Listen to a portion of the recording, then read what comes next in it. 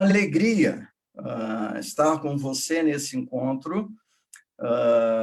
Temos realmente uma relação aí próxima, não apenas no sentido ministerial, familiar, mas também afetivo, no sentido dos temas que nos são queridos, né? Então, quando você fez contato comigo, só olhei na agenda para ver se tinha algum compromisso e, não tendo, foi um prazer. Então, é muito bom estar contigo aqui, batendo esse papo, né? Quero entender que o nosso encontro é mais assim, de um bate-papo. Vou provocar algumas situações ou ideias, né? Fazer uma reflexão, e penso que, no final, nós podemos, então, fechar, né? Algumas considerações. Abraço ao pastor Osíris, um querido colega também de ministério. Espero que você, ele e outros da liderança aí da Primeira Igreja Batista no Andaraí estejam bem. Mando um abraço para a igreja que eu tive a oportunidade de pastorear entre 97 e 2003, sem contar o tempo lá quando eu nasci, no contexto da, então, Igreja Batista da Tijuca. Então, é sempre uma alegria receber um convite como esse que você colocou para mim.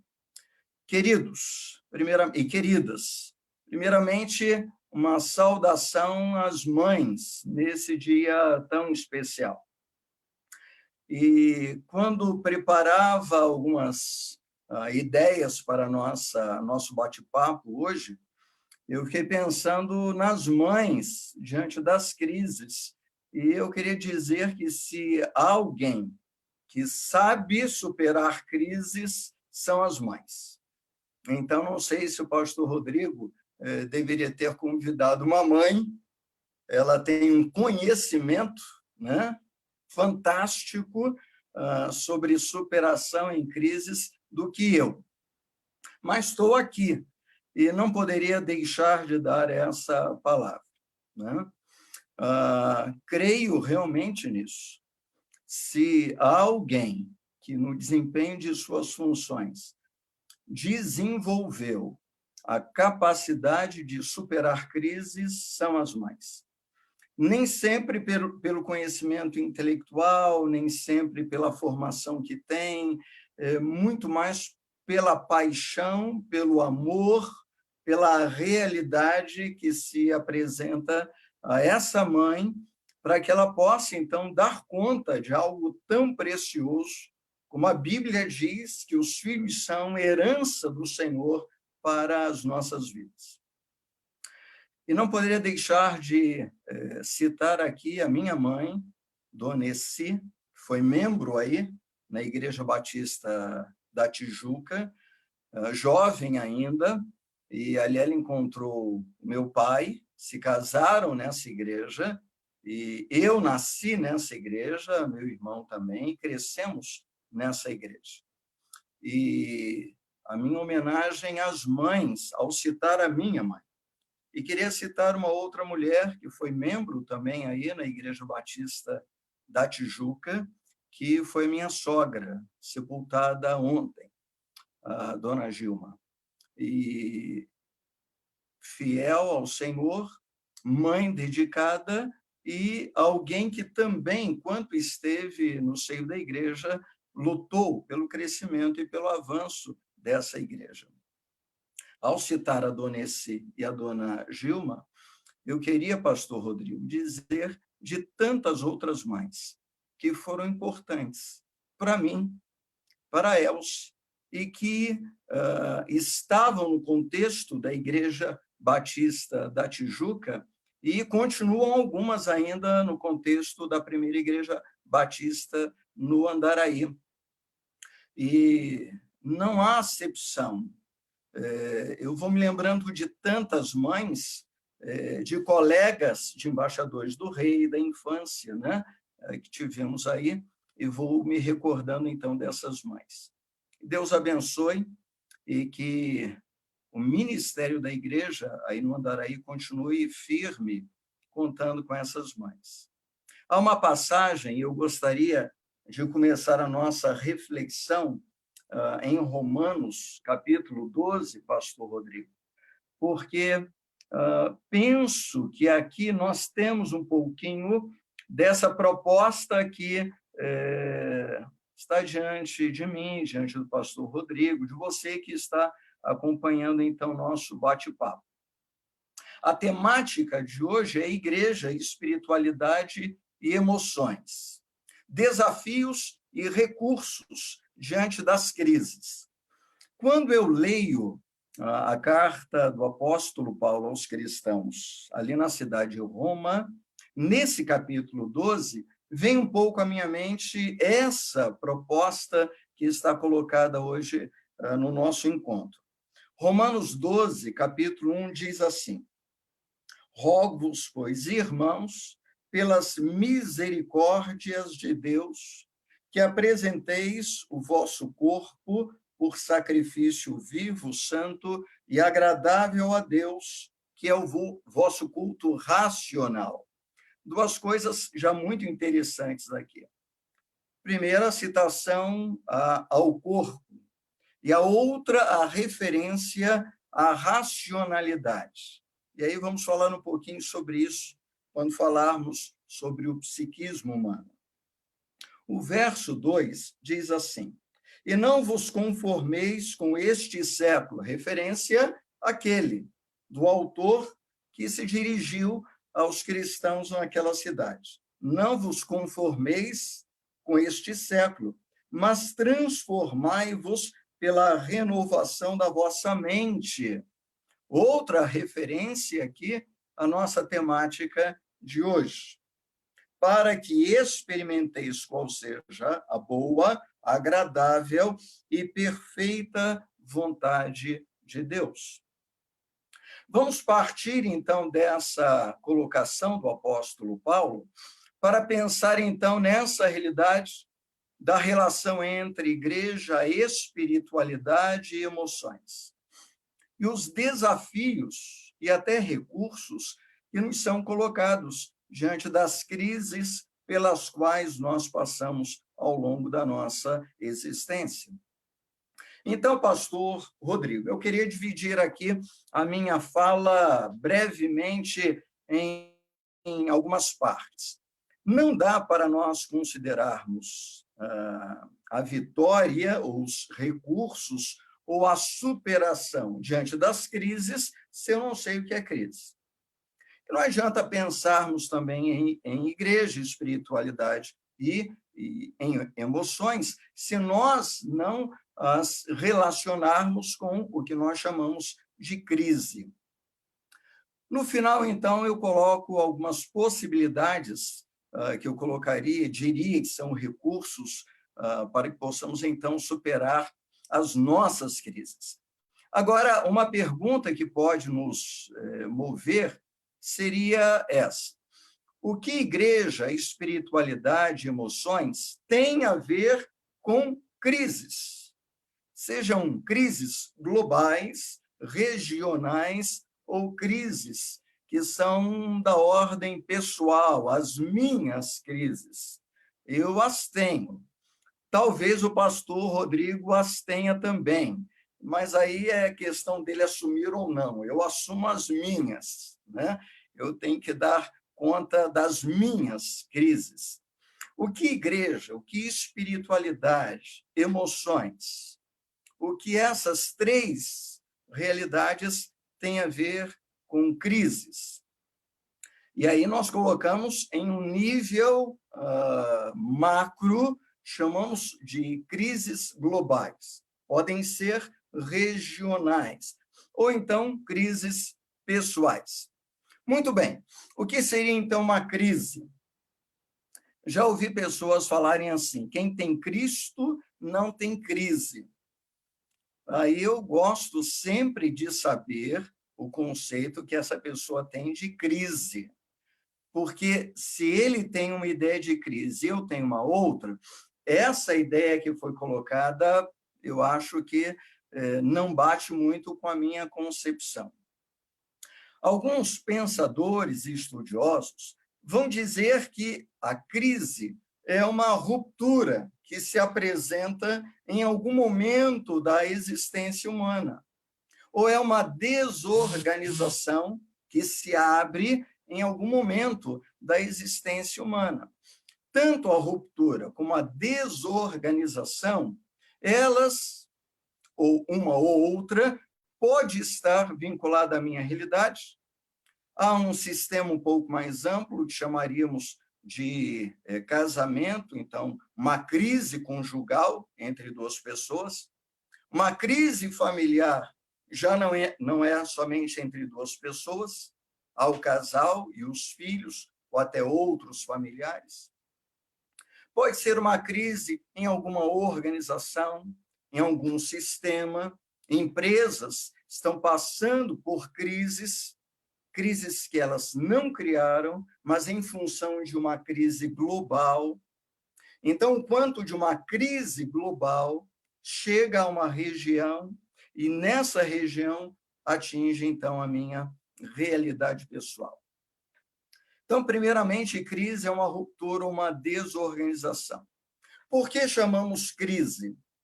Porque as respostas que nós tínhamos até aquele momento da ruptura ou da desorganização, elas não atendem mais ao status, aquele equilíbrio que havia anteriormente. Então, o que é uma crise? Uma crise é quando, diante de situações que surgem na minha vida, no meu casamento, na minha família, na minha empresa, na igreja onde estou inserido, na minha cidade, no meu país e no mundo, quando, diante destas situações, as respostas não atendem mais e não respondem mais a essa situação. Se instalou, então, uma crise. A ideia, então, de uma crise seria mais ou menos isso.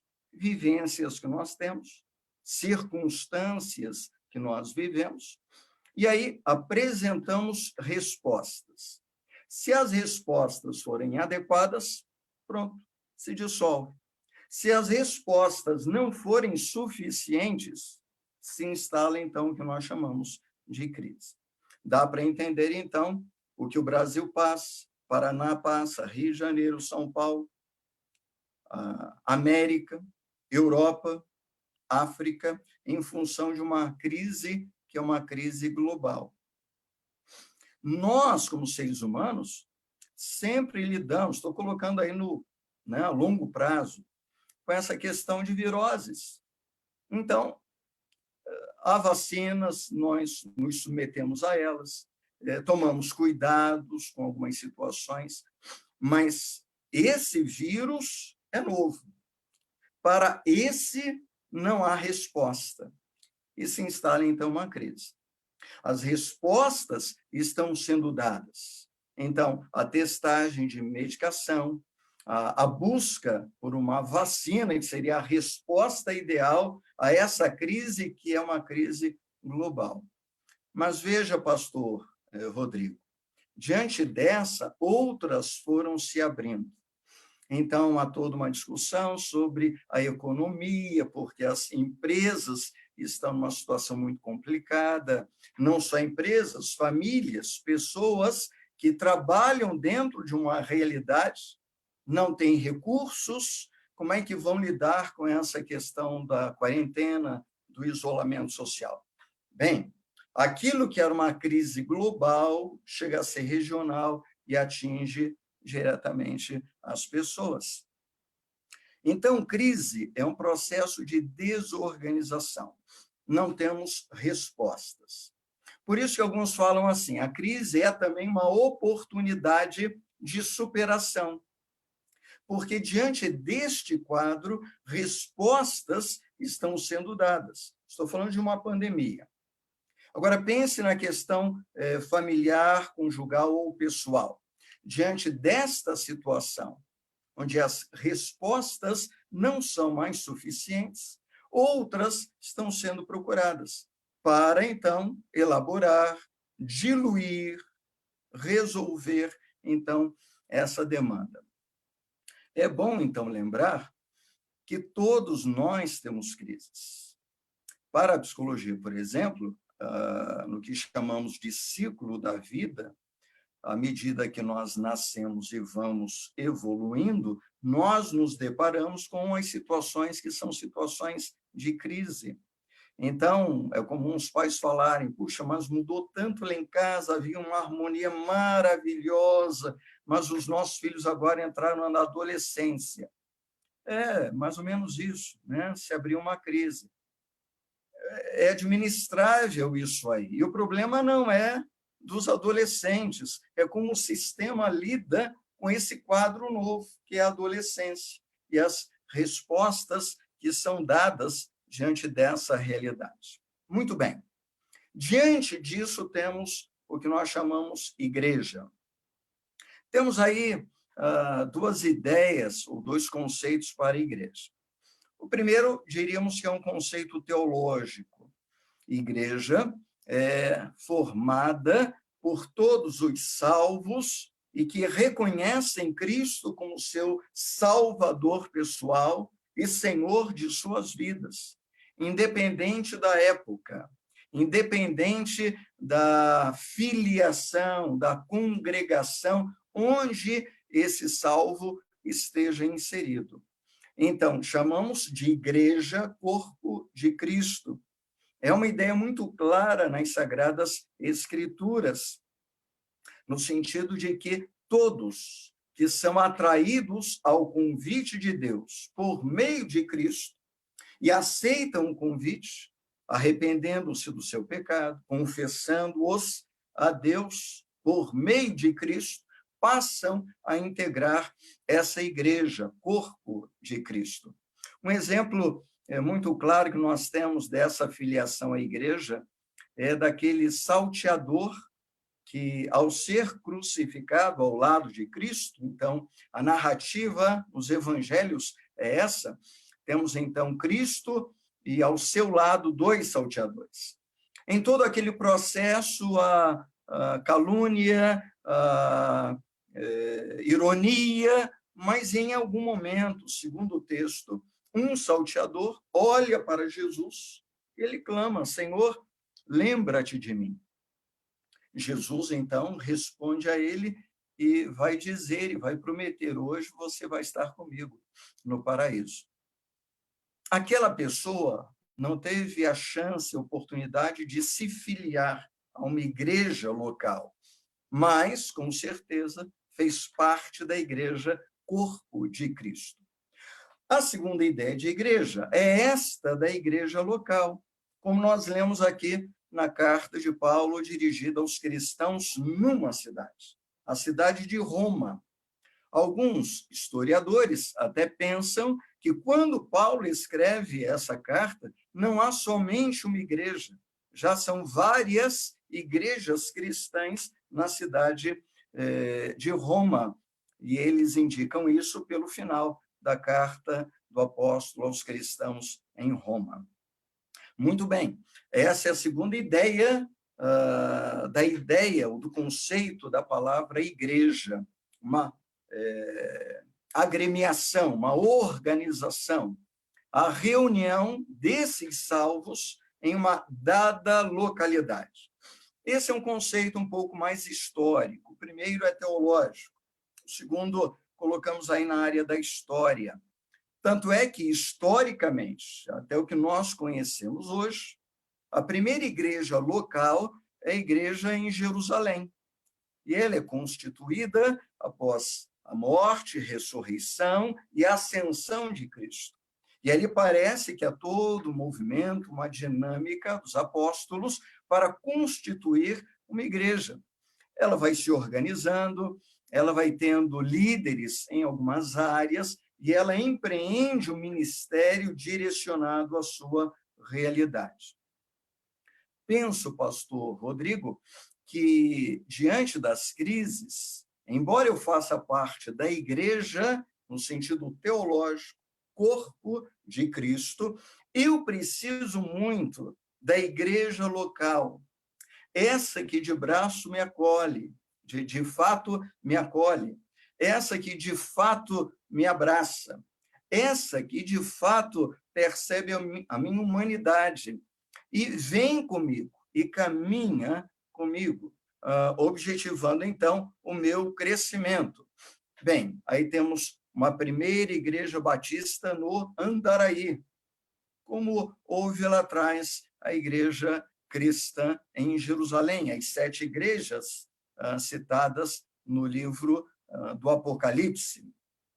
Agora, o que caracterizam essas igrejas locais? De tal maneira que, quando eu penso na primeira igreja batista no Andaraí e faço uma aproximação com a igreja lá em Jerusalém, com as igrejas, as 7 do livro de Apocalipse, quando penso na minha igreja local aqui na cidade de Curitiba, chamada Igreja Batista Água Verde, porque está em um bairro, existem características muito interessantes, que são características importantes diante das nossas crises. A primeira é que elas são formadas por enfermos. É isso mesmo que eu quero colocar. Porque os sãos não precisam. Então, eles nem vão aderir ao convite de Cristo. Quem adere ao convite de Cristo, isso está lá durante o ministério de Cristo, e ficou, né, como uma orientação para nós cristãos, os que aderem, que aceitam o convite, são aqueles que falam assim: eu tenho crises, eu tenho problemas, né? Eu sou alguém enfermo e preciso de alguém que me atenda e que me acolha. Por isso Jesus falou, ele não veio para os sãos, ele veio para os enfermos. Então, qual é a característica de uma igreja que lida com pessoas em meio a crises? A igreja é formada por enfermos, enfermos curados ou em processo de cura pelo Senhor. E aí a beleza da igreja local, ela nunca está plenamente curada, senão ela não está atraindo mais ninguém. Então, aqueles que estão sendo curados são aqueles que vão acolher os enfermos que estão chegando. E quando chegam, são acolhidos, são tratados. E quando são fortalecidos e se fortalecem, podem acolher outros que vão chegando e vão sendo acolhidos e vão sendo tratados. Primeira característica, ela é formada por enfermos curados ou em processo de cura. Segunda característica, formada por pessoas que sabem que somente a graça os alcançou. Aí, pastor Rodrigo, entramos em um ponto muito importante da teologia, que é a teologia da graça. Como nós precisamos dessa teologia nos dias atuais. Diante de tantas incertezas, diante de tantos questionamentos, quando nós nem sabemos como é que vai ser daqui a um mês, 2, como é que vai ser até o final deste ano, o que nós precisamos é de salvos, integrantes em nossas igrejas, que proclamem a teologia da graça, apontando para o amor de Deus em Cristo, que acolhe o ser humano, mesmo esse ser humano corrompido, enfraquecido, ainda enfermo, tentando outros recursos e não se aproximando da graça e do amor de Deus. Mesmo assim, a teologia da graça precisa prevalecer. Essa igreja, em segundo lugar, é formada por pessoas assim.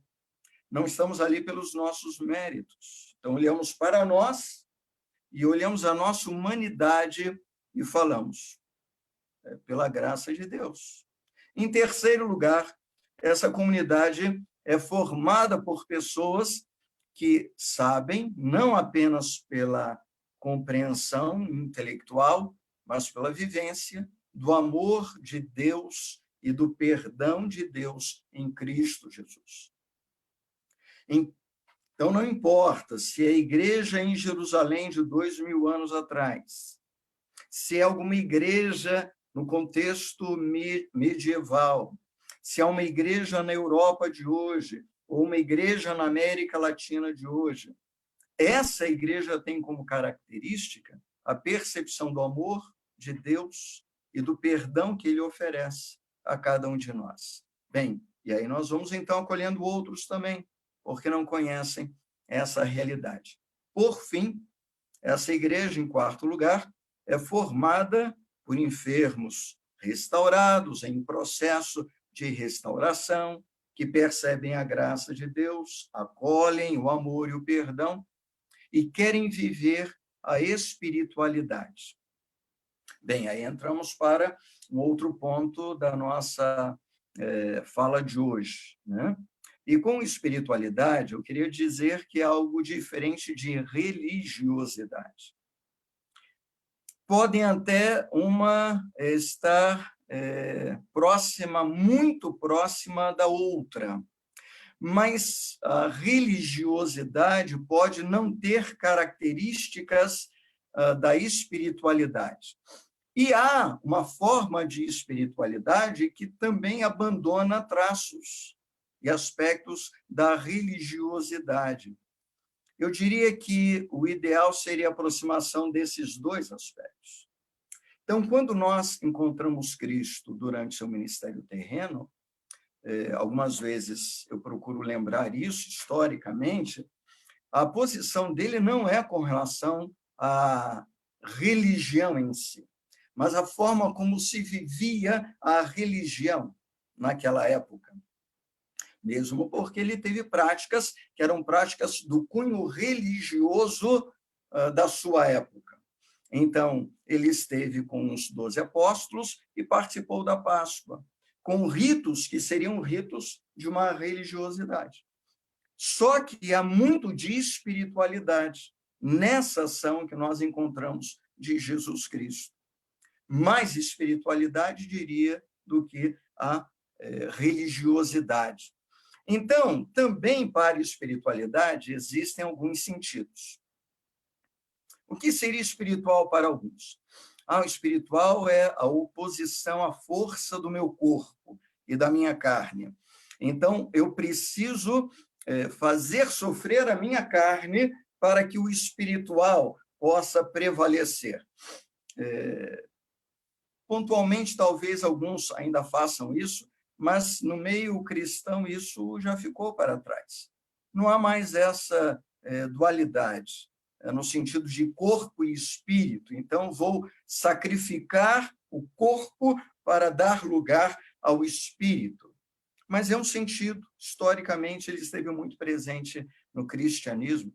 Há um outro sentido dos conflitos que eu tenho na minha humanidade, estou falando do meu espírito, com relação a essa força da carne que habita em mim, mas também com relação àquilo que eu entendo ser a vontade de Deus e a minha vontade.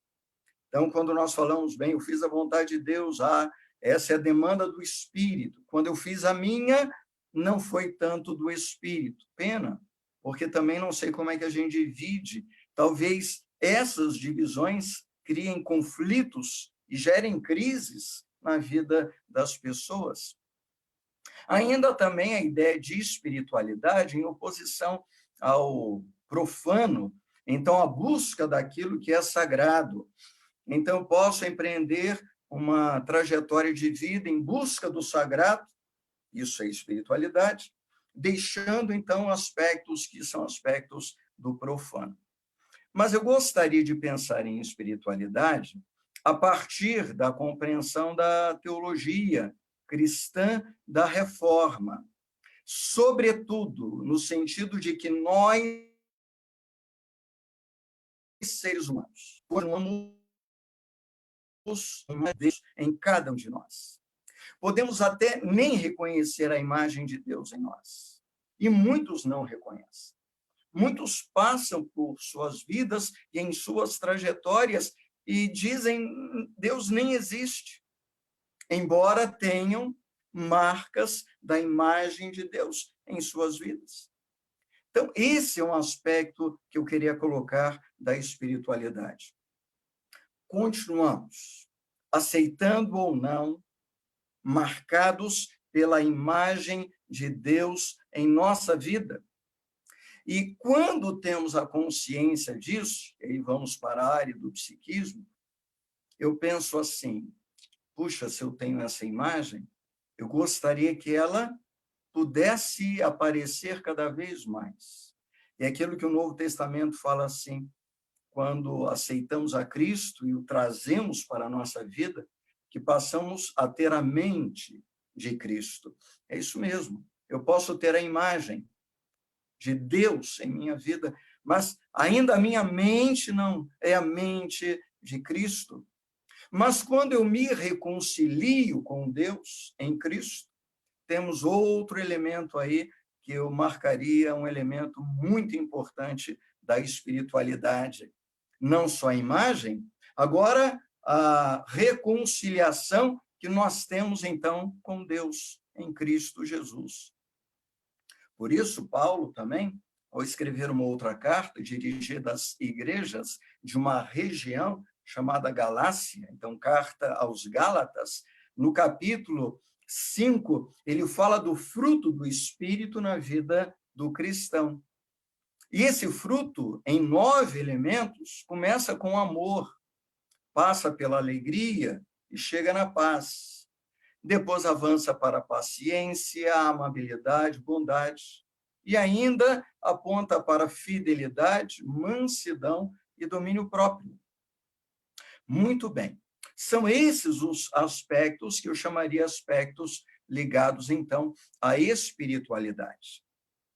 Podem estar presentes numa religiosidade, mas eu aponto para algo mais sublime na constituição humana, a imagem de Deus, a possibilidade de reconciliação e essa atuação do Espírito Santo de Deus em nossas vidas. Bem, temos a última parte, então, que é a parte das emoções. E quando pensamos em emoções, nós pensamos, então, em uma outra palavra bem importante, que chamaríamos aí de psiquismo humano. A ideia do psiquismo humano seria essa instância no ser humano onde várias coisas estão acontecendo, e falamos que acontecem na nossa mente. No passado, a ideia seria de que o coração seria a sede dessas emoções. Por isso é natural, mas é poético também, é bonito também falar: o meu coração está dolorido, o meu coração está exultante, o meu coração está feliz. Sabemos hoje, conservamos a poesia, que esses elementos acontecem no que chamaríamos psiquismo humano. É no psiquismo que temos a sede da nossa personalidade. O meu eu sou único. E aí é muito interessante pensar em você, membro na Primeira Igreja Batista no Andaraí. Você é único. Em 2018, eu tive o privilégio de estar com os irmãos no centenário da igreja. 1 ano e meio já se passou, e provavelmente essa igreja continua em sua dinâmica. E aqueles que eram únicos continuam únicos, outros vão agregando a esta igreja. Isso chamaríamos de personalidade. Temos ainda nosso temperamento, essa maneira de nos relacionarmos, alguns mais introvertidos, outros menos, alguns mais extrovertidos. O importante é pensar assim: todos nós temos um pouquinho de introversão ou extroversão. Depende muito do ambiente onde nós estamos inseridos. Ainda no psiquismo, temos a razão. Lembram-se de Romanos 12, o culto racional, sede da elaboração dos nossos pensamentos. Algumas vezes, esses pensamentos ficam muito acelerados, e ficam acelerados em função das nossas emoções. E aí estamos nesse cenário do que chamaríamos da ansiedade, do medo, da insegurança, da paz, da alegria. São coisas que nós sentimos. E aquilo que nós sentimos, então, nós chamamos de emoções ou sentimentos. O importante é pensarmos assim: algumas emoções que eu tenho hoje, e estou caminhando aqui para o fechamento da minha fala, algumas emoções que eu tenho hoje não são novas. Então, já começo a dar algumas dicas e recursos para superarmos, né, as nossas crises. O medo que nós temos não é novo. A ansiedade que nós temos não é nova. A insegurança não é nova. A tristeza não é nova. A alegria, a vitória, a paz, esses elementos também não são novos. Então, o que é novo? A intensidade. A isso, então, iríamos atribuir as crises. Crises podem mexer com emoções que nós já conhecemos, porque fazem parte da nossa trajetória de vida, desde o nascimento. Mas nós não conhecemos a intensidade dessas emoções. Então, pensar assim, tristeza, eu sei o que é. Tristeza nessa intensidade, eu não sei o que é. Ok, então preciso agora ficar atento a isso. Né? Alegria, eu sei o que é. Alegria nessa intensidade, eu não sei. Então, parece alguma coisa nova também em minha vida. Eu queria, então, terminar essa minha reflexão apontando para 3 recursos que estão disponíveis para ficar dentro do tempo que o pastor Rodrigo me proporcionou. O primeiro recurso estaria voltado às ciências. Então, eu não poderia deixar de reconhecer o lugar das ciências, mesmo porque teologia é uma área que se propõe da ciência. Entendo, existem outras formas de teologia, essa que nós vivemos no dia a dia, em nossas comunidades de fé, nas igrejas locais, aquelas que nós aprendemos ao longo da nossa caminhada com nossas famílias, isso também é teologia. Mas há uma outra forma, e essa tem buscado ser acadêmica. Como a psicologia é também uma área acadêmica, como a medicina é também uma área acadêmica. Então, diante de crises, o primeiro recurso é que nós pudéssemos reconhecer que ciências, elas são uma grande bênção de Deus para a nossa geração e para as nossas vidas. Não precisamos abrir mão delas. Não precisamos abrir mão da fé para abraçar a ciência. São coisas que dialogam, estão próximas. Então, eu preciso reconhecer o lugar dos médicos hoje, dos enfermeiros, dos técnicos, dos cientistas que estão lutando em busca dessa vacina para o Covid-19. Segundo recurso, a comunidade de fé ou igreja local. Essa da qual faço parte. Essa é muito importante, porque é ali que eu posso viver a minha humanidade, ser quem eu sou.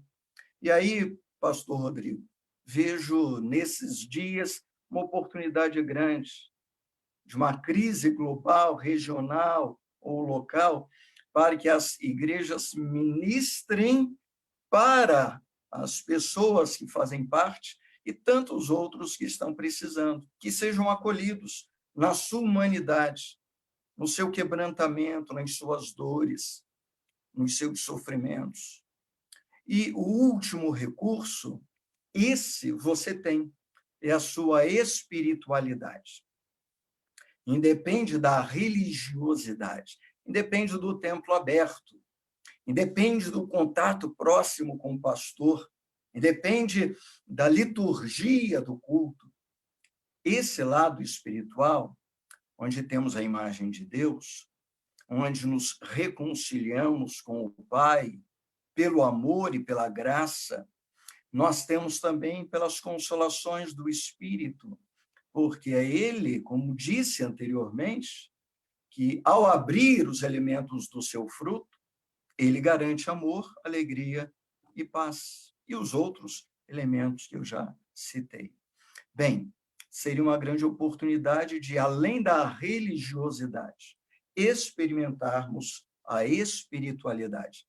Mas essa que eu tracei aqui algumas linhas, né, e pontuei alguns elementos. Queridos, espero ter compartilhado alguma coisa positiva, né? Foi um prazer estar com vocês e passo a palavra ao pastor Rodrigo. Muito boa a fala do pastor Edilson, com certeza trouxe bastante conhecimento, trouxe bastante espiritualidade, bastante reflexão para os nossos corações nesse momento. E a gente tem aqui algumas perguntas, pastor Edilson. Eu vou colocar aqui a primeira, que é do nosso irmão Itamar. O Itamar está fazendo a seguinte pergunta para o irmão. Olha só, ele diz assim: nós queremos e sabemos. Será que sabemos? Eu já coloco uma inquietação aqui, ó. Nós queremos, querer todo mundo quer, e sabemos, né? Nós queremos e sabemos que nossos filhos devem seguir os nossos caminhos. Olha só, então os filhos seguindo os caminhos dos pais, pois é a principal referência para eles saberem o melhor caminho para serem melhores do que nós, né? Então, os filhos seguindo o exemplo dos pais para superar, então, nessa caminhada os seus pais. Mas não é de direito deles fazerem seus próprios caminhos, mesmo na fé deles? Então, nesse ambiente, né, de espiritualidade, de fé, de igreja, e uma crise que se estabelece aqui, de repente, quando um filho faz uma opção de fé diferente dos pais que querem o melhor para os seus filhos, como lidar com essa situação, com essa crise, né, nesse momento, pastor Edilson? Itamar, Rodrigo? Itamar. Obrigado, Itamar, pela participação, pela tua colocação, né? Aí está um foco de crise, né, em nossas famílias. Não sei se é a sua realidade, mas é geral. Então, se não for, que bom, mas é muito comum isso. Itamar, eu diria o seguinte: nós temos responsabilidades ao longo da trajetória com os nossos filhos, nessa relação de pais e filhos. Só que essa responsabilidade ela vai mudando de forma à medida que os nossos filhos vão crescendo e vão se desenvolvendo. Bem, eles não têm, nossos filhos, o conhecimento suficiente para algumas decisões, porque eles não tiveram desenvolvimento amplo do seu psiquismo, personalidade, esses elementos do temperamento, eles não sabem bem o que é tristeza, alegria, eles vão entendendo o que é isso à medida que nós vamos permitindo a eles isso também. E à medida que eles vão alcançando, então, maturidade, com 1 ano eles têm uma maturidade, com 5 anos uma outra maturidade, com 10 outra maturidade, com 20, 30, 50 e 60 uma outra maturidade. À medida que vão avançando em sua maturidade, naturalmente, eu vou, então, soltando esse rigor, se eu posso colocar assim, esse zelo de dizer o que é certo, errado, pode ou não pode. Em algum momento, eu preciso dizer, você não pode. E há até algumas pessoas que falam assim, mas a psicologia veio para dizer que isso não é possível dizer. Não tem nada a ver com isso. Talvez interpretações sobre uma psicologia, mas isso não é da psicologia em si. A psicologia até defende, sim, a orientação, o cuidado, o zelo, né, o acompanhamento dos pais com relação aos seus filhos. Então, eu diria assim, o que eu faço? Eu percebo o caminhar dos meus filhos, a maturidade dos meus filhos. E à medida que eu vou percebendo essa maturidade e abrindo o canal de comunicação com eles, os acordos vão sendo feitos. né? E acordos precisam ser respeitados por ambas as partes. Aí eu vejo a intensidade da maturidade. Diante dos acordos, então, nós vamos liberando um pouco para que os filhos possam voar e possam voar muito alto. Próxima pergunta, pastor Edilson, ela é do pastor Osiris. Pastor Osiris está fazendo uma pergunta aqui que é a seguinte: gostaria de saber o que o prezado amigo recomendaria para os crentes que estão com as suas emoções abaladas e até entrando em pânico nesses dias de crise. Ok, pastor Osiris, grande abraço, meu querido, que Deus o abençoe e o guarde também nesses dias difíceis, né, que estamos vivendo. A colocação do pastor Osiris é muito interessante. E eu diria assim, que os cristãos que estão vivendo isso, primeiro, não podem se culpar, que junto do peso, da ansiedade, do medo, alguns com pânico, ainda vão se cobrar, porque, como cristãos, não poderiam experimentar essa realidade. Então, primeiro elemento, assim, eu não posso me cobrar, eu não posso me culpar, porque, além dessa realidade que eu vivo, eu estou vivendo uma outra, que talvez seja o conflito interno de que como que eu, salvo em Cristo, falando da esperança que eu tenho, não posso ter medo da morte. Nem sempre o medo é com relação à morte. Alguns medos que nós temos, que aparecem em alguns momentos como esse que nós vivemos, estão relacionados à nossa trajetória de vida. Talvez na infância, na adolescência, e nos momentos que nós vivemos. Quando nós encontramos Cristo falando lá, para não ficarmos ansiosos, não foi no sentido absoluto, porque Cristo sabia que a ansiedade é da constituição humana. O que ele nos lembra é assim: trabalhe isso na sua vida, na sua espiritualidade. Veja o quanto essa ansiedade cresce, por que motivo ela cresce, e busque os recursos. Então, os recursos seriam esses. Não precisa ser nessa ordem. Eu optei por terminar com a espiritualidade. Poderia inverter. Então, poderia colocar assim: são salvos em Cristo, meus irmãos? Então, quem sabe voltar à leitura da palavra de Deus, tentar reorganizar alguns pensamentos, né? Esses sentimentos talvez não sejam novos, como eu falei, a intensidade é nova. Deixa eu tentar me lembrar quando isso aconteceu anteriormente. Então, eu trabalho a minha espiritualidade. Se em algum momento eu acho, pela minha constituição, que isso não deu certo, a minha comunidade de fé, eu creio que ela é um instrumento de acolhimento. Eu vou entrar em contato com o pastor Osiris, vou entrar em contato com o pastor Rodrigo, vou entrar em contato com outros pastores, ou por live, ou por vídeo, ou pelo telefone, ou mesmo presencialmente, porque nós não podemos aglomerar, mas com uma certa distância podemos nos falar, procurar, então, o conselheiro, pastor da igreja. E aí, pastor Osiris, há casos que nós diríamos assim, são pessoas que já estão com uma depressão. E claro que a parte espiritual deles é importante. Claro que a parte da comunidade de fé é importante. Aí vamos colocar, então, outro recurso, que são profissionais, que Deus preparou, muito capacitados, muito bem comprometidos com os saberes. E eles vão também nos acolher. E podem até prescrever uma medicação para a nossa realidade. O que eu coloquei como primeiro, ciência, comunidade, espiritualidade, eu inverto. Podemos buscar na espiritualidade, mas não deu. Eu busco, então, no meu pastor, na minha pastora, no meu conselheiro, na minha comunidade. E o conselheiro, o pastor, ainda pode dizer: olha, vamos procurar um outro recurso? Quem sabe de um psicólogo? quem sabe, de um médico na área emocional, que pode prescrever uma medicação.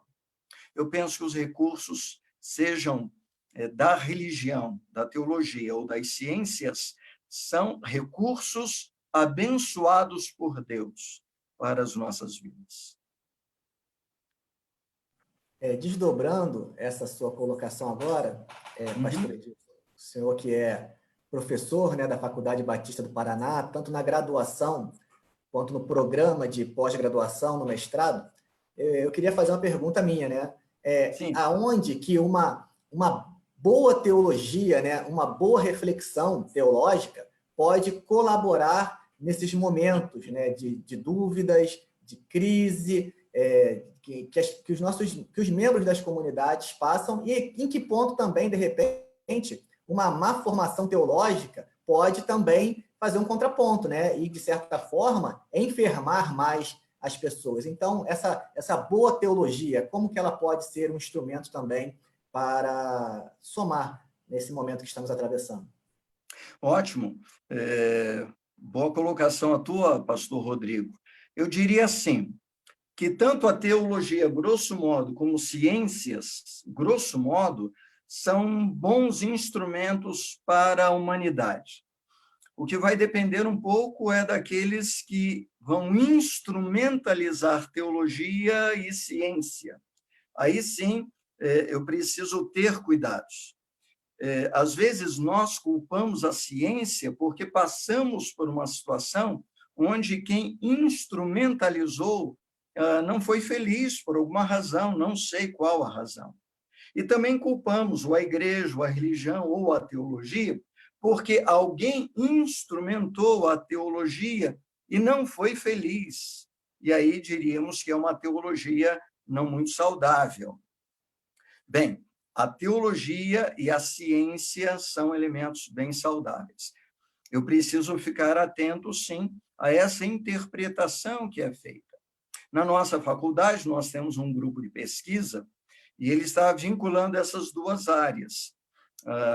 Foi organizado em 2016, estamos indo aí para 4 anos, trabalhando teologia e psicologia.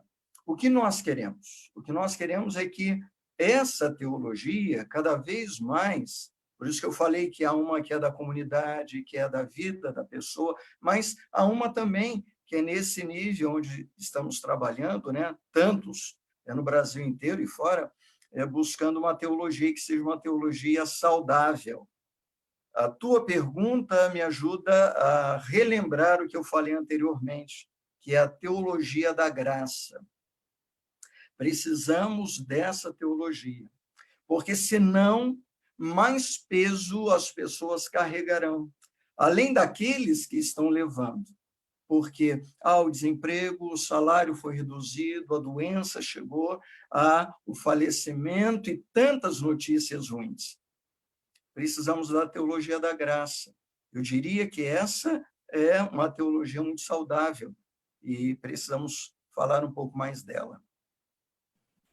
É verdade. E aí a gente pode até, nesse diálogo, né, pensar também a questão de que, não sei, né, mas de certa forma, nós, seres humanos, temos um pouco de dificuldade de lidar com essa teologia da graça, porque nós queremos pensar a vida, pensar inclusive a fé a partir do mérito, né? Nós não queremos dever nada para ninguém, nós queremos algo porque merecemos, né? Tivemos mérito naquilo que está sendo realizado.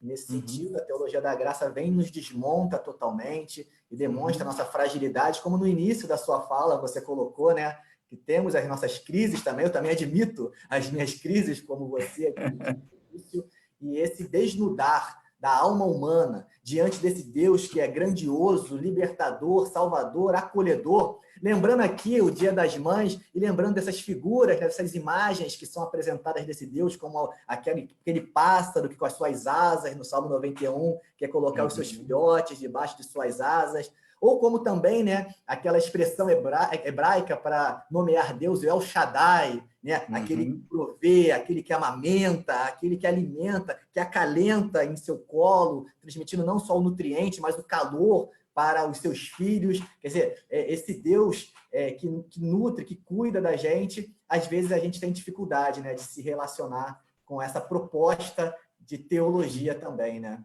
Uma Uhum. questão interessante. Eu vou partir para a próxima pergunta agora, que é da nossa irmã Berenice Araújo. E a nossa irmã Berenice, ela faz uma pergunta na seguinte perspectiva. Será que, com essa pandemia, a fé cristã crescerá mais? E aqui a gente pode pensar também na dinâmica da busca por espiritualidade, né? Ou seja, esse ser humano que não aceita a graça, né? que quer algo por mérito, diante desse momento, que foge ao controle dele, será que a busca pela fé, pela espiritualidade, e na pergunta da Berenice, a fé cristã, né, poderá ter uma possibilidade de aumento? Como você enxerga isso, pastor Edilson? Ok, pastor Rodrigo. Obrigado, irmã Berenice, pela sua participação, pela colocação. Eu não sei se cresce mais, né? Temos aí que aguardar. Eu sou bem da área da história. Nós, da história, olhamos um pouquinho mais para trás, né? E não tanto para frente. Mas eu diria assim, irmã Berenice, a minha expectativa pessoal seria no amadurecimento da fé, não tanto nessa ideia do crescimento, né?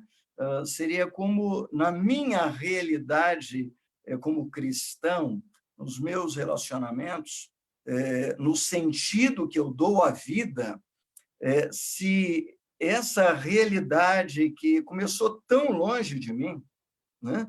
Mas foi chegando, chegando, chegando, agora está aqui, muito próxima. O que eu fiz para isso, né?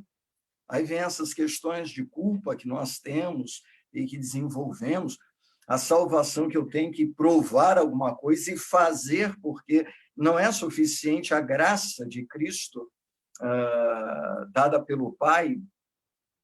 Então, como é que eu penso a fé? Eu penso num exercício onde, com certeza, os cristãos, aqueles que têm esse vínculo de fato com o Pai, não me refiro ao aspecto religioso, uso mais o sentido espiritual, e esses estão revisitando a sua fé. Ou é porque veio a ansiedade, a angústia, a morte, a doença, o desemprego, a realidade da comunidade. Então, eu penso, aí vem um lado que eu considero positivo diante de um drama, que é um drama global. Não queremos uma pandemia e nem queremos crises. Ninguém torce por isso. Mas isso vem e eu não posso alterar. Eu não tenho poder. O que eu posso fazer? Então, eu posso olhar para dentro de mim, eu posso revisitar a minha realidade e posso pensar assim, como está a minha espiritualidade? Como está a minha religiosidade? Se uma está sobreposta à outra, talvez eu precise inverter, alimentar mais a minha espiritualidade. Como estão os meus relacionamentos? Agora que estamos longe, nós podemos aproximar, a tecnologia está aí para isso. Então, irmã Berenice, a minha expectativa pessoal, e aí penso que isso vai acontecer, nós cristãos sairemos dessa com uma percepção, com um sentido de fé diferente de novembro, dezembro e janeiro desse ano. E penso que um sentido mais apurado, mais humano, mais realista, onde nossas fragilidades estão sendo colocadas diante do Senhor, para que Ele tenha, então, a chance de nos curar e nos sarar. Muito bom, excelente, pastor Edilson. O irmão Itamar, ele faz uma outra pergunta aqui que segue na mesma linha da irmã Berenice. Então, eu vou entender como respondida já que segue na mesma linha. Eu só vou acrescentar aqui um ponto. Ele pergunta assim, muitos acreditam que esse grave ataque à humanidade é ou é visto como um sinal do fim dos tempos. Esse pode ser uma grande oportunidade para todos buscarem mais a Deus? Então, já respondeu sobre a questão da busca por Deus. Agora, sobre o final dos tempos, sinal do final dos tempos, ô Itamar, eu vou sugerir que você assista também, né, a nossa live com o pastor Valtair Miranda, quando ele tratou sobre o final dos tempos, né? E só para recapitular aqui, o pastor Walter Miranda, ele trouxe aquele texto de Atos, né? Atos 2, no episódio de Pentecostes, quando então Pedro interpreta a profecia de Joel naquele momento ali de Pentecostes, dizendo que nos últimos dias aquilo ali estaria acontecendo. Ou seja, nós vivemos nos últimos dias, segundo Pedro, desde Pentecostes. Ou seja, o evento Cristo, né, desde a Epifania, já instaura o final dos tempos até a parousia, ou seja, a vinda de Cristo até a segunda vinda de Cristo. Então, a igreja, ela vive nesse momento, né, de final dos tempos. Não precisa ter alarmismo, né, nem medo, não. Nós peregrinamos, caminhamos desde a vinda de Cristo até a sua volta, movidos, guiados pelo Espírito Santo de Deus. O pastor Edilson gostaria de acrescentar algo a essa questão? Não, é isso mesmo. Em uma das aulas, a faculdade continua, né, online, e continuamos nas aulas, né? E era uma aula, se não me falha a memória, de história, né? E um aluno colocou, eu brinquei até com ele, rapaz, mas isso é do futuro, né? Estamos tratando da história do cristianismo. Mesmo assim, tivemos, como aqui na sala virtual, né, a gente está conversando, batemos um papo. E eu falei assim, olha, provavelmente seja para alguns, porque vivemos um ciclo, né? Então, pode não ser a realidade de fim de mundo no aspecto que é o aspecto totalitário ou absoluto, mas nós vivemos, pastor Rodrigo, a nossa humanidade. Então, se vem um evento, se aconteceu, se esperava ao tempo da igreja na antiguidade, e ela viveu de uma forma, existem outros eventos na Idade Média, hoje nós vivemos os nossos eventos.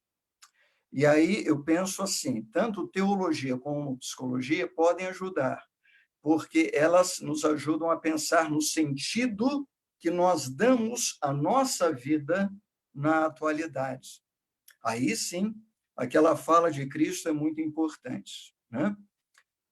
O amanhã, ele não existe. O que existe é esse domingo, dia 10 de maio. Então, eu vivo a realidade desse presente. Tenho expectativa com relação ao futuro.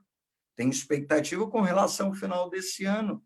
Mas eu preciso viver, então, essa minha realidade, que é o presente, porque é isso que nós temos. E aí todos nós estamos na nossa caminhada e na nossa trajetória.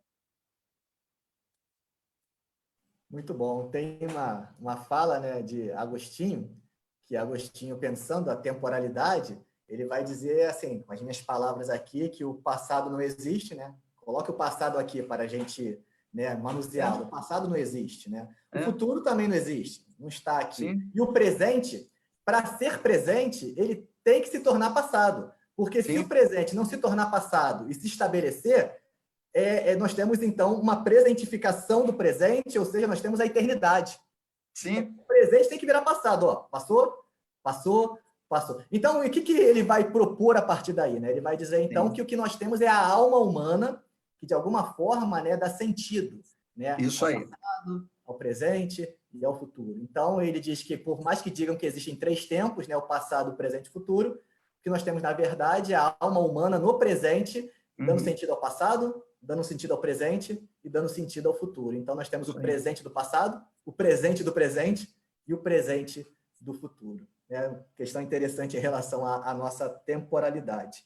Mais uma pergunta aqui, pastor Edilson, da irmã Rejane, e eu vou terminar com essa pergunta, porque já são 7h08 aqui no nosso relógio, e eu tenho que colocar o nosso culto da noite, né, com a nosso boletim, a nossa reflexão. O papo está muito bom, vontade de continuar aqui refletindo sobre o tema, mas a gente tem que terminar. Eu vou colocar, então, aqui a pergunta da irmã Rejane para encerrarmos. Ela coloca assim: trabalho na área de saúde, e o medo tem nos assolado diariamente, ou seja, os profissionais de saúde estão ali na linha de frente, né, nesse combate, nesse enfrentamento à Covid-19. Que palavras nós que somos cristãos, trabalham na área de saúde, né, podemos passar para os nossos amigos, sendo que nós também estamos abalados? Olha que questão interessante, né? Então, ela admite o abalo e, ao mesmo tempo, mesmo no seu abalo, ela quer saber como consolar, como ajudar. as pessoas, os profissionais da área de saúde que estão com ela ali. Olha que questão interessante, linda, bonita. O que o senhor poderia falar sobre isso? Regiane. Rejane. Rejane. Rejane, obrigado pela tua participação, pela tua colocação também, e obrigado pelo lugar que você ocupa hoje na nossa trajetória de sociedade, né? Você, com os teus colegas, estão num lugar difícil, e quem não está, imagina, mas muito obrigado pelo lugar que você ocupa e outros profissionais também. Enquanto o pastor Rodrigo colocava, eu pensei numa fala, numa reflexão bíblica, que diz assim, que os nossos sofrimentos, eles precisam também de um sentido. Quando nós sofremos, não sofremos só para a nossa realidade, a não ser que o meu sofrimento possa ajudar os outros que também vão passar por sofrimento. Isso também é da teologia, que o pastor Rodrigo vai se perdendo em alguns segmentos cristãos, não são todos, mas alguns, onde não há mais sofrimento na teologia cristã, mas há, Rejane. E olhamos então para Cristo, que é o nosso modelo, e há sofrimento na caminhada de Cristo, há sofrimento no ministério, há sofrimento quando ele se aproxima da cruz, há uma angústia diante daquela realidade quando ele fala, Pai, se for possível, eu queria passar a responsabilidade, mas não quero fazer a minha vontade, sim a tua vontade. E Cristo vai até o final, né? Marcado por sofrimentos. Por quê? Porque isso me lembra que, diante do meu sofrimento, ele fez o sacrifício para que eu pudesse, então, ter condições de ajudar outros que estão sofrendo. Então, a minha fala para você seria assim: ao acordar, ao ir para o seu trabalho, que você pensasse que Deus a colocou ali, nesse momento, e que você é um instrumento de Deus nesse instante, e que você não está só, Ele está acompanhando você. E se você é uma pessoa cristã, o Senhor vai com você em cada circunstância e vai estar com você naquele momento, né? Porque o seu sofrimento, talvez seja angústia, a inquietação, o medo, nesse momento, vai se transformar para que você possa ajudar também pessoas, pacientes, que estão aflitos, angustiados, sofrendo e também com medo. Aos colegas, quem sabe, então, uma palavra também se possa colocar em algum momento sobre o amor de Deus que nos acompanha, a graça do Senhor que nos acompanha, né? Quem sabe um momento com eles, onde você possa, ao começar o plantão, se reunir e poder suplicar a proteção de Deus, o cuidado de Deus sobre a sua vida e a vida dos seus colegas, né?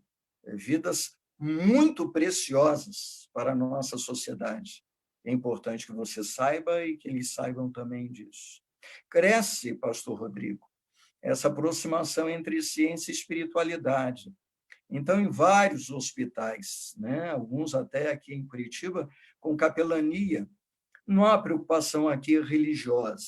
A ideia é de acolhimento mesmo espiritual, dando, inclusive, apoio aos profissionais, né, porque humanamente sofrem uma carga absurda. Que Deus te abençoe, minha irmã, que te sustente nessa caminhada. Amém. Muito bom, pastor Edilson. Então, a gente vai parando por aqui. Como eu disse, o papo tá bom. Por mim, a gente continuava falando mais. Quem sabe fica já aí um gostinho de quero mais para uma próxima oportunidade, para ouvi-lo novamente falando, né, transmitindo o seu conhecimento, a sua experiência. Então, já fica um convite aqui para uma próxima oportunidade. Eu vou colocar aqui, pastor Edilson, só algumas palavras, né, de alguns irmãos, né? A Berenice agradeceu a resposta. O pastor Osíris também, agradecendo a resposta, assim como o Itamar, agradeço por sua visão e aconselhamento para minha dúvida. Tivemos outros irmãos aqui participando, a Amélia está falando aqui também, enfim, outros irmãos, Quironice está assistindo também, vários irmãos comentando aqui sobre a sua participação, que com certeza foi bênção para as nossas vidas nesse final de tarde, início de noite. Agradeço muito pela sua presença, sua disponibilidade, que com tanto carinho atendeu ao nosso convite. Muito obrigado, devolvo a palavra para você, para as palavras finais, e após eu estarei encerrando. Muito obrigado, pastor Rodrigo, muito obrigado pelo convite, pela oportunidade, né? Como eu disse no início, foi uma alegria poder participar. E aí se deu essa chance, né, esse momento, e conversar um pouco com você e com tantos queridos que estão acompanhando, alguns participando mais ativamente, né? A minha oração é que Deus possa abençoá-lo, Rodrigo, pastor Osíris, todo o ministério da igreja e toda a igreja batista aí no Andaraí. E que abençoe ricamente aqueles que participaram, nem todos, quem sabe, da igreja batista no Andaraí, mas que puderam acompanhar.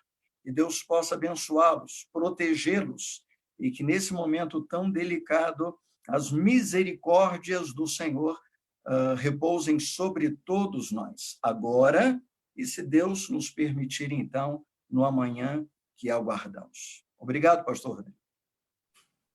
Amém.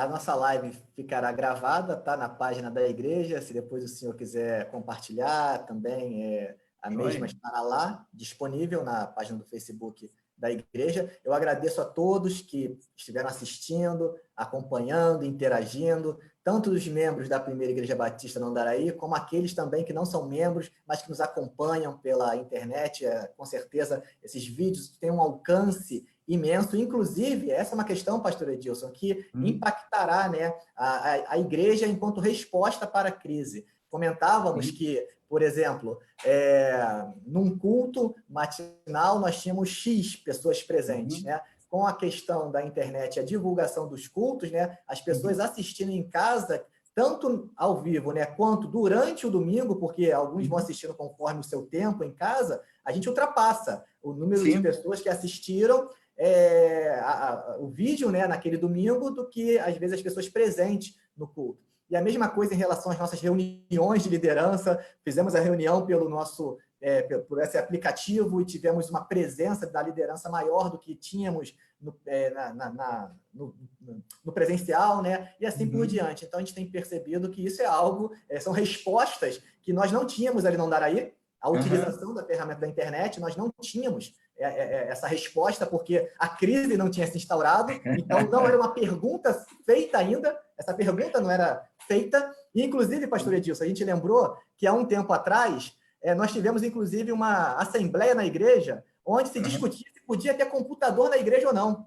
E hoje em dia a gente utilizando o computador, porque senão a gente não conseguiria manter a igreja, né, em suas atividades. Então não tinha a pergunta, não tinha a crise, não tinha a resposta. Agora tem a resposta e, com certeza, isso terá impactos posteriormente na nossa caminhada, né? Então, são questões para a gente refletir, para a gente pensar. Mais uma vez, eu agradeço a sua participação, agradeço a todos que nos acompanharam e que Deus esteja abençoando cada casa, cada família nesse momento, abençoando a sua casa, a sua família, pastor Edilson, e desejo a todos, então, uma boa noite. Vamos dar um tchauzinho? Fiquem todos Um abraço, gente. Deus abençoe.